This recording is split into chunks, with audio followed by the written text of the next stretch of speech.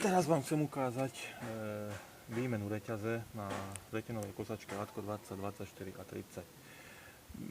Pohon vretena a pohon zadného válca zabezpečuje reťazový mechanizmus, ktorý je poháňaný od osy motora po túto reťaz. Táto reťaz potom berie vreteno a odtiaľ to je potom spravené ozubené súkolesie, ktoré vlastne poháňa zadný náhon.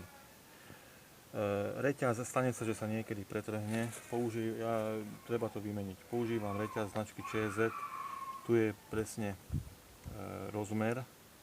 Hlavná vec, aby bola zosilnená, čiže aby tie valčeky boli celé.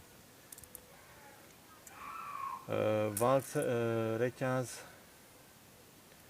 na tomto súkolesí má 28 očiek, na tomto súkolesí má 38 a na tomto súkolesí má 34.